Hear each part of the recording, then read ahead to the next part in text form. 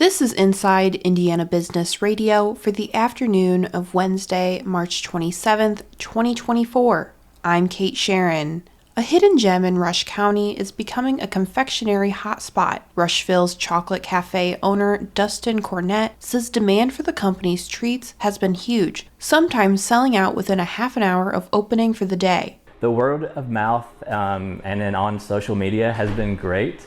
So that's been the best way to reach everybody. I haven't really wanted to promote because I haven't been able to keep up with everything. Chocolate Cafe offers a variety of sweets including cheesecakes, danishes, croissants, and other pastries. But the big attraction is the cafe's chocolate candies, the recipe for which comes from Cornett's grandmother. The cafe has only been open a little over a month, and Cornett says they continue to see lines out the door, to the point where they have to meticulously plan out their offerings to avoid customers having to deal with long waits. Two Hoosier startups, one creating a platform for booking golf tee times, and another developing a software hub for pediatric therapies, won Bloomington-based The Mill's Spring Crossroads Pitch Competition. Bram Boyd, program manager at The Mill, said in a news release the competition was the biggest since it started in 2017. The biannual competition is open to any Indiana-based startup with less than $250,000 in annual recurring revenue. The overall pitch competition winner and the recipient of a $10,000 investment is TheraProve. The company is a software as a service aiming to provide caregivers direct access to pediatric therapists.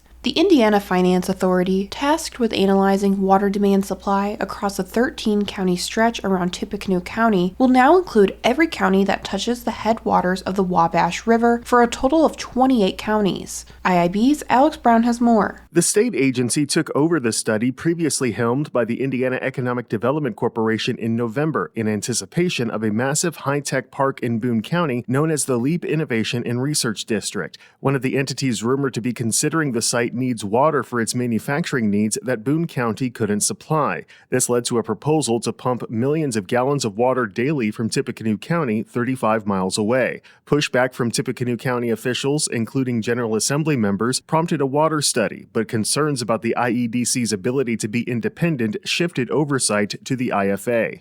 The original 13-county study area included Benton, Cass, Carroll, Clinton, Fountain, Howard, Montgomery, Park, Tippecanoe, Tipton, Vermilion, Warren, and White counties. Additions to the study include Allen, Boone, Blackford, Delaware, Grant, Huntington, Jay, Madison, Miami, Noble, Randolph, Vigo, Wabash, Wells, and Whitley counties. Preliminary data from the study are anticipated to be released in late spring or summer of 2024, with final results in the fall. Alex Brown, Inside Indiana Business Radio.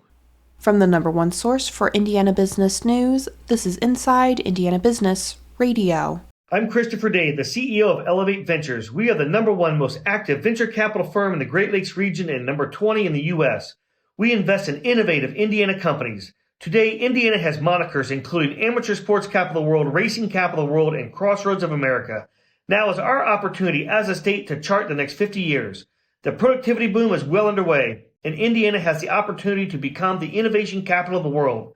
Visit elevateventures.com/why Indiana to learn more.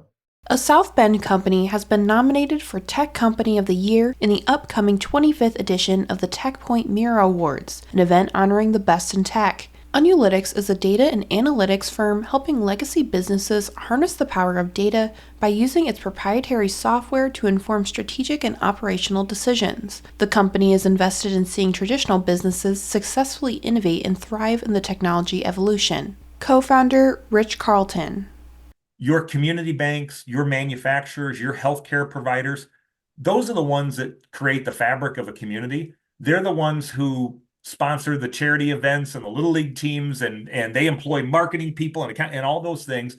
And if they're not vibrant, you lose that fabric of that community. So part of our whole mission is, how do we give those folks the same opportunity with technology and with AI, that it's not a threat, it's actually something that can be a benefit to them, and how I can use this to be able to do what I've done really well, which is serve a community, serve my customers, serve my patients.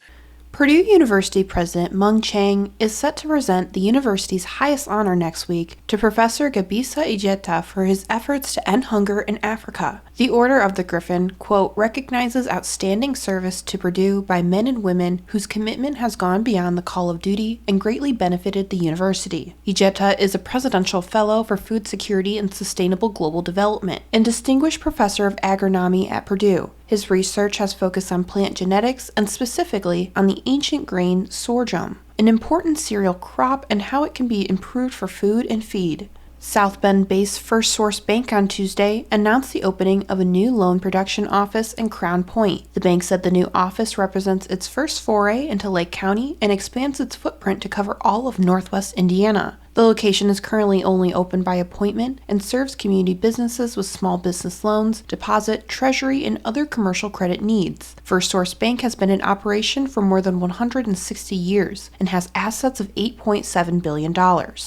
NCAA President Charlie Baker on Wednesday urged lawmakers in states with legal wagering on sporting events to ban betting on individual player performances. Companies that monitor sports betting for irregular behavior have warned college sports administrators that prop betting on unpaid athletes elevates the potential risk for a scandal. Baker has said the proliferation of legal sports gambling has increased stress on college athletes. Prop bets allow gamblers to wager on statistics a player will accumulate during a game. The NBA has opened an investigation into Toronto Raptors two-way player Jontay Porter amid gambling allegations related to his own performance in individual games.